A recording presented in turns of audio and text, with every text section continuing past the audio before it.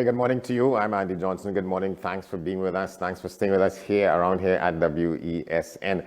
This is how we're going to begin this morning's programming here on the station. We're talking about this program, AM Prime. We just tell you what's happening on this Friday morning, July 15th. We'll be talking in some time from now with Mr. Mtima Solwazi. He's general manager of an organization called the Oral Tradition Roots Foundation. We will get a little bit of an understanding of what this organization is about, but he's a member of the Muslim, let's call it the Muslim Brotherhood. You know, that's a dangerous term we want to introduce into the discussion. But talking about Muslims in Trinidad and Tobago, our understanding is that there's need for better collaboration and better brotherhood among what is called the Afro-Muslims and the Indo-Muslims in the country. And there's an event that he's talking about which is aimed at bringing a greater togetherness, a crossing of the hands, a shaking of the hands among these two groups of people subscribing to the Islamic faith in the country. So we'll get to that after the 7 o'clock news. All right, and that takes us up to our break now for the news at 7. So we go there, continue the program. After that, we're talking about Mr. Mtima Solwazi on an effort to bring different Islamic groups in the country together, the Afro-Islamics as well as the Indo-Islamics. Stay tuned for that. Stay with us.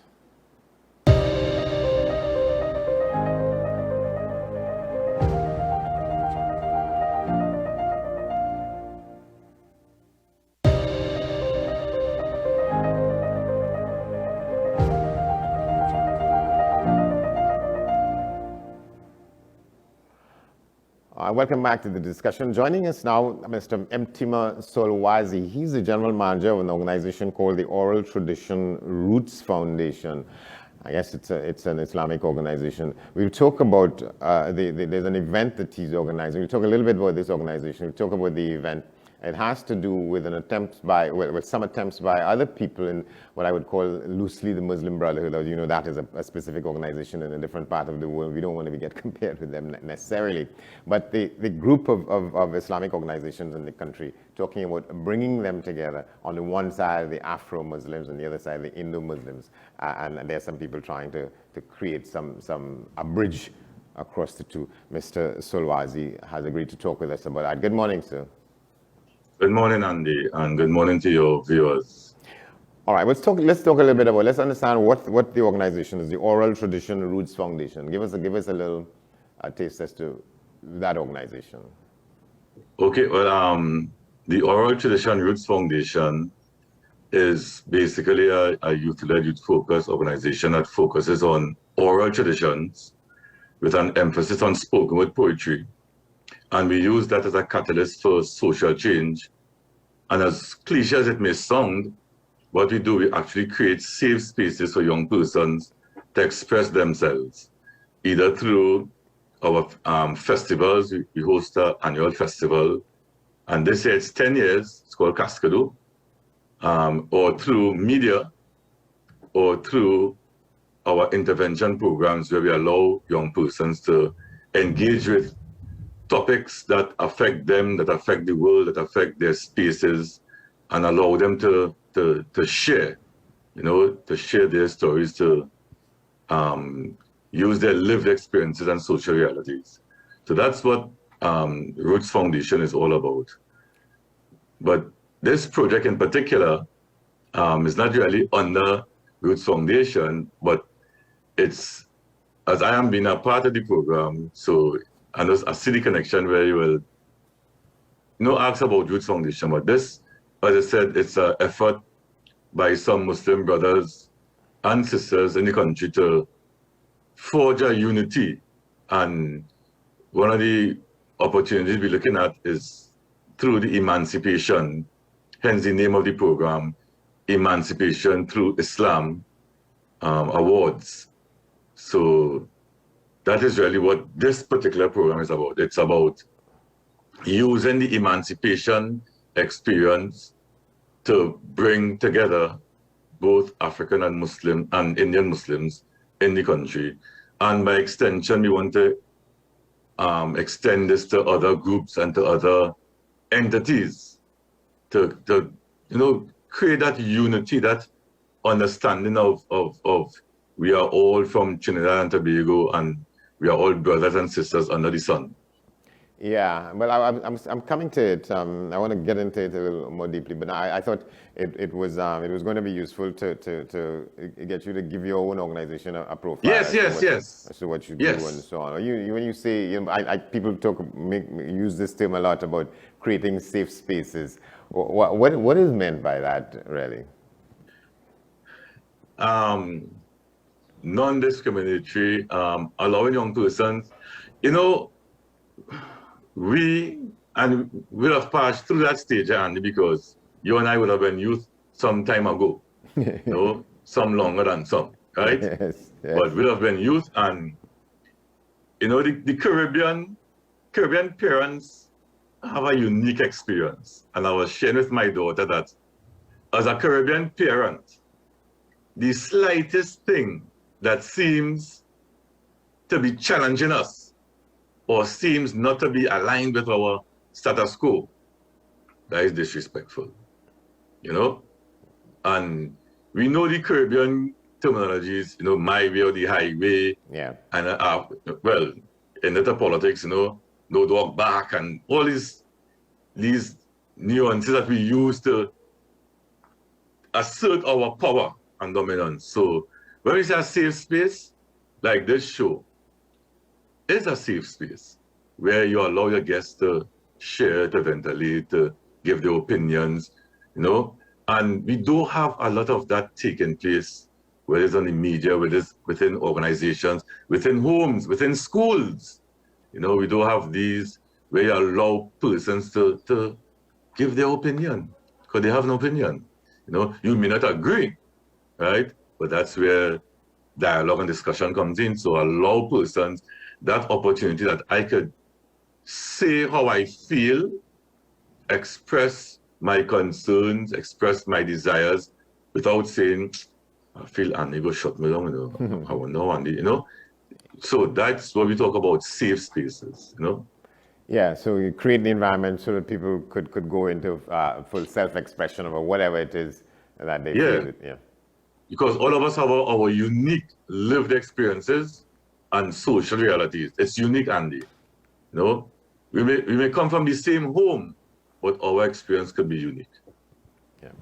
And but you don't have any sort of any prescriptions. You don't disallow any kind of point of view. How do you determine what is allowable and what is not? So,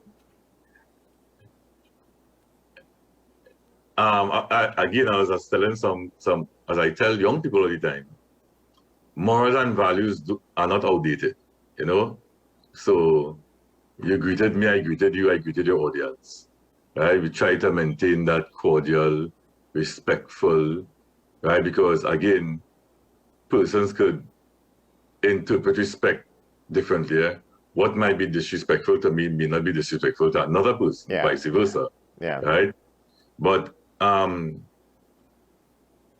we within moderation, if you want to use that term, because there are certain things we won't allow within our space, right? And again, different value sets. So let's say if at home by you or at home by someone else, obscene language is the norm. We could try to minimize that type of engagement within our space because it might be safe for you, but it might be unsafe for somebody else. Yeah. I'm glad you're using the term respect and disrespect because you hear a lot of people saying that somebody makes a point that you don't agree with and you accuse them of disrespect and sometimes people act upon that. So in these sessions, or part of what you're seeking to do in the movement is to get people to put in context this whole question of what is respectful and what is not. So I did a session with some students, some trainees at Serval in Chaguanas. And we looked at two things. We looked at disrespect and we addressed the issue of marijuana use, right? Yeah. And I asked them, tell me what you view as disrespect to you, right? And they list a lot of things. I wrote it on the board. And then I asked them, I said, be honest, be truthful to yourself. Look at this list on the board and tell us if you have been guilty of any of these actions. And they raised their hands, most of them. And I told them, what has happened is that it is easy for us to identify when someone is disrespectful to us, but it's a bit harder for us to identify when we are disrespectful to the other person. And after that discussion, an incident happened, and I took them to that incident to show how important this is. So some students were painting the building, and some paint fell on some instructors' vehicles. And this young man is trying to clean the vehicles of the instructors. And he's saying, instructors, a loud voice said, instructors, when I done clean these cars, move all the vehicles. That is disrespect. You can't tell me after the fact, right? You have to say before, sir, miss, we're going to paint. Can you please move your vehicles? So therein lies now the difference between being assertive and being disrespectful. Because sometimes we misinterpret being assertive when we are actually disrespectful. So he might think I'm assertive, I'm saying, miss, sir, move all the vehicles. We painting here. Not after paint fell on my vehicle. Yeah, I see what you mean. Let's get to the other part of the discussion, because there are many things we could talk about in the question of Islam and how it is interpreted, how it is ostensibly subscribed to by some people. Because there's a view that a lot of young people who feel dispossessed and feel angry about one thing or another claim to claim. Andy. Yes. I know we are live, but rain is falling my miss. I need to put on my headphone because I'm not hearing you. I apologize. All right, go ahead. To your viewers. I'm right here. All right, so, go ahead. That is the beauty living in the Caribbean with a roof. You can hear the pitter pat on the yes. of the raindrops. The raindrops coming down on my roof, yeah. And I know that's something we value within the Caribbean, hearing that song. So I want to apologize to your viewers. Take your time. That's the challenge with live. Yeah. So it's better?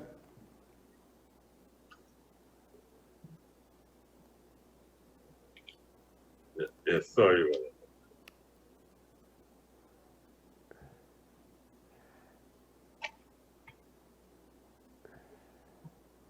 All right. It's better? Hello? Yeah. Very, very, very good. That's my fault, viewers. We apologize for that break in transmission. That's fine. So what I was saying, what I was trying to get at is that get a sense from you about, a lot of young people in urban centers in the country claim to be adherents to the faith because they feel that is a way to exercise sort of power, and what else comes with that in terms of their dealings with other people in their communities, or how they want to be seen as not to be taken lightly, not to be trifled with, and they get engaged in all kinds of things using the faith as a kind of pedestal from which to operate, as opposed to people who genuinely want to get involved in this aspect of religion, if you like. So if you talk a little bit about that, and how much of an issue that is for an organization such as yours. So it is an issue. Now, Andy and your viewers, Islam is a powerful religion, a powerful way of life. And not everyone could really accept and deal with that level of power and respect they will get. And when I say power and respect, not in terms of oppressive power, right?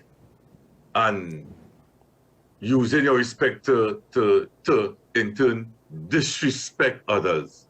But you would see in terms of Islam, there is a way we dress, and not an Arab way of dressing, but a modest way of dressing. Because sometimes we have to really understand and differentiate between what is Islamic wear. We feel Islamic wear is Arab wear. Islamic wear is modest wear. Yeah. I'm not wearing no Arab clothing here. As a matter of fact, my daughter bought this for me from Nigeria. Yeah. Right? So, modest wear. So, a Muslim by nature would command authority and respect by one, dress code, two, how they carry about themselves. Right? You hear people speak about, hey, no, they're different, they talk different.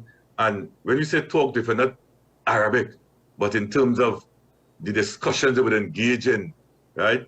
So when you come in from at the bottom, right? They say the most intoxicating thing is a sip of power. When you come in from the bottom, right? You're coming from a criminogenic community where you're seeing despair, hopelessness, and then you embrace this deal where persons who are not related to you are your brothers and sisters all over the world. Where persons who are of a different race are your brothers and sisters under this banner of Islam, right? You could go to any mosque and pray and feel or should feel comfortable, right? You could break fast during Ramadan at any mosque and should feel comfortable. Sometimes some people can't handle that. All right, I like what you Right? say there. I that it should happen. What you conceding is the fact that sometimes it doesn't happen, and that, right, and that will lead into to the other part of the discussion. Because, Yes. as we say, you opted to or were approached to hold this event, which is meant to bring, I was going to say both sides. I'm not sure how you would express it, but the Afro-Muslims in the country and the Indo-Muslims in the country. And some of them are the ones who would have approached you to try and make this bridge. Why is that necessary? To create a better, a more significant bridge among these two groups of people who are adherents to the same faith, essentially. Well, I think you just answered that question because, one of the things with Islam that we are proud of, we all refer to one book. We all follow the examples of all the prophets, but we focus on what the last prophet, Muhammad, peace upon him. Yeah. So we have one book, one prophet. We understand is one God. So there should be no room for division. But we understand the reality of it. We have sectarian division, right? Which would lead to, which I think is the worst, organizational division. So I am from this mosque or this organization, and you are from another. So we kind of click, unfortunately, right? What we're trying to do, and I'm saying this guardedly, but without apology, because we're not here to offend anyone. But Islam has the solution, Andy and viewers. If we look at I have a friend of mine, he's not Muslim. He damaged his knees, right? He has some serious problem with both knees. And he's telling me, he said, Mtima, I just exercise how you just pray. I said, what do you mean? And he's telling me he's using the actions of when we are praying, going down, bowing, Yes. as therapy for his knees. And then he's telling me about sleeping on the right-hand side. Now, as Muslims, we know Prophet Muhammad, peace upon him, said, sleep on the right side of your body. And this is my friend, a non-Muslim, telling me, why? He said, when you sleep on the left side of your body, you put pressure on your heart. I say, wow, right? Look at cleanliness. Look at using the washrooms. All this, look at economics. Look at how we treat, or we're supposed to treat with the poor and destitute. Islam has the solution. So why the Muslims in this small country, we have very small percentage of Muslims, why can't we demonstrate that first through our actions of brotherhood and sisterhood of unity, so that the public could see, hey, yes, Muslims really does move different. They really care about each other. They really care about humanity, right? I think it's a fallacy. I think it's a joke for me as a Muslim to love you, Andy, but I hate another Muslim. I don't like them fellas and them. You know, they're from a different organization, but I love Andy. I ain't saying nothing wrong with loving Andy, right? But let me be real. Let me start home first. Let me bridge those gaps. Divides. Home first. Yeah, before we go there, because we fooling ourselves, you know. All right. So this event is scheduled for Emancipation Day. No, well, actually, 31st of July. 31st of July. Yeah. Yeah. Emancipation Day is a day of itself, you know. It has its own culture, you know. So we having this on the Sunday before. And if I can, in terms of, if you allow me to just read out some of the objectives Well, of this. Certainly. Yes. So where it will be held and what's supposed to take place. So the objectives is actually based on Islam, right? And it is to instill and establish the tone for both Islamic and academic knowledge, to foster the reawakening of the human spirit of the African Muslim emancipation efforts, particularly amongst the youth, and establish human dignity at a national level. We want to stimulate the urgent need for national education aimed at changing hearts and minds and lives by strengthening focus on the past and current contributions of African Muslims to the national landscape. And I will tell you how that is so important for the actual event. We want to liberate the human mind and heart, freeing it from the plague of racism, inherited false attitudes, ill feelings, innate biases and suspicions, by utilizing these national occasions to bring together the various ethnic groups. We want to advocate the need to build stronger fraternal relations and to cultivate discipline and righteous living between African and Indian Muslims based on sound Islamic principles. And to complete the word Islam, mobilize a network of social links and bonds, like what we're doing here, local and international, for interactions pursuant to the achievement of the above stated objectives, and to build, reinforce, foster, and encourage those encourage through education, charting the way forward for cooperation and national cohesion. Where is it going to be held? At the Akalu complex in Warrenville. So what we're doing, this is the inaugural one. We hope it to be annual. We want to recognize 24 African Muslims. We are paying tribute to two persons. I will call the two names. We are paying tribute to Yunus Muhammad Bath, right?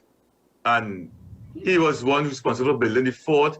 East Port of Spain, Bath Street was named after him, right? As an enslaved African, he would purchase the freedom of other Africans, right? Yeah. So that's the street that comes down onto Piccadilly Street at the top of the river.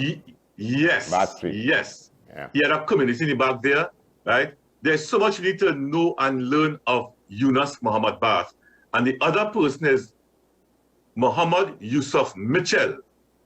He embraced Islam in the 1960s, 50s, 60s. And Andy, he was an expert architect, right? You'll be surprised to know the buildings that he designed and in some cases constructed, because he was also into construction. That is the two. And then we want to pay homage to 12 lifetime achievers. These are persons who built the Islamic movement within the African community. And then we want to acknowledge 10 what we call new era groundbreakers. These are those who have come after that wave of the lifetime achievers and making great contributions not just to Islam, Andy, and your viewers, but to the national landscape. And I am very passionate about this because, as I said to our brother, when we see ourselves, that is how we view ourselves. And when we have persons claiming that, saying it publicly, African people is a problem. We had leaders calling African people cockroaches and all these discriminatory terms, right? People have this bias, and let's be real, against African Muslims. But guess what? Africans and African Muslims made tremendous contributions to this country. Let's celebrate them. Let's honor them. All right, so maybe we should be talking some more as we get down closer. But it's July 31st at the July 31st. In Warrenville, the Akalu complex is at the Warrenville Masjid and Learning Center, right? Person will know that area. So it's, for this first one, it's not actually like a public event because this is our first, we really want to get it right. Right, so we'll send an invitation to you, Andy. I think you should be there. I appreciate that. Yes. So we will talk again. We got to leave it there for now. The time is up. No problem. No problem. Thank you very much. And it's a good opening on this question. Thank you. Thank you very much.